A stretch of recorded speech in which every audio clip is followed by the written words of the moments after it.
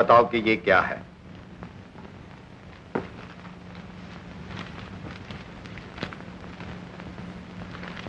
पिताजी, कॉलेज के लड़कों की वजह से खामखा मुझ पर भी जुर्माना हो गया। तुम्हारे ये आए दिन के जुर्माने में कहां तक भरता रहूं?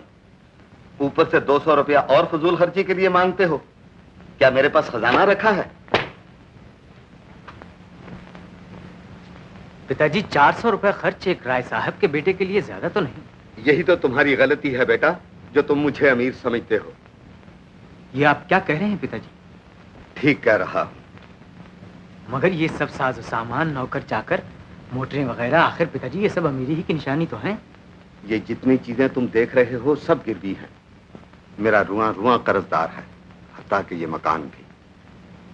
और ये जो आए दिन इतनी बड़ी बड़ी पार्टियां और दावतें दी जाती हैं, वो ये सब लोगों का मुंह बंद रखने के लिए है।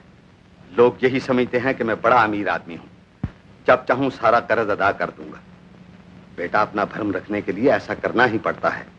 अगर ऐसा ना करूं तो दूसरे ही दिन मेरी सफेद पोशी खत्म हो जाए और लोगों के तकाजे मेरी राय साबी, मेरी इज्जत आबरू और रख रखाव को खाक में मिला देंगे। पिताजी, जब भगवान ने इस काबिल नहीं रखा तो इस झूठी नुमाइश से क्या फायदा? ऐसी अमीरी से तो गरीबी अच्छी। मौत तो हम जैसे शरीफों की है। अमीरों की तरह जीना चाहते हैं और गरीबों से भी बदतर हालत में मरते हैं। तो फिर इस मुलम्मे से क्या फायदा? जब पीतल सोना नहीं बन सकता तो फिर उसे पीतल कहने में क्या हर्ज है? अब तो इस डर से सच नहीं बोला जाता कि झूठ का ऐब खुल जाएगा। सोने का मुलम्मा उतर जाए तो जगह जगह पीतल के धब्बे बुरे मालूम होते हैं। पिताजी, आज ये मालूम करके कि हम लोग गरीब हैं, दुख तो जरूर हुआ, लेकिन साथ ही खुशी भी हुई। क्यों? खुशी किस वजह से हुई? जबकि हम खुद गरीब हैं तो फिर मेरी एक गरीब लड़की से शादी करने में अब तो आपको कोई एतराज नहीं होगा। मैं समझा नहीं। मेरा मतलब जुगनू से है। जुगनू का भूत अभी तक तुम्हारे सर से नहीं उतरा? यह कभी नहीं हो सकता। मैं तुम्हारी शादी एक बहुत बड़े घराने में तय कर चुका हूं। जानते हो, तुम्हारे उस रोज के किस्से से सेठ प्यारेलाल के यहां की बात खत्म हो गई, जहां से 2 लाख की नकद दौरी मिलने वाली थी। लक्ष्मी घर आते आते रह गई। पिताजी, ये समाज के बनाए हुए बेहुदा रिवाज से आप इस वक्त फायदा उठाना चाहते हैं।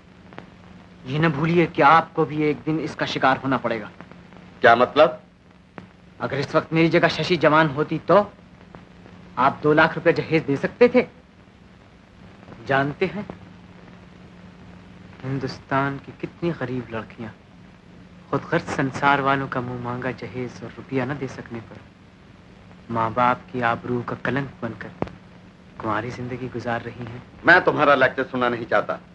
कान खोलकर सुन लो कि तुम्हें वहां शादी करनी पड़ेगी, क्योंकि वहां से मुझे इतनी दौलत मिलेगी कि मेरा सारा कर्जा उतर जाएगा। पिताजी, मैं वहां शादी नहीं कर सकता। मैं जुगनू से वादा कर चुका हूं।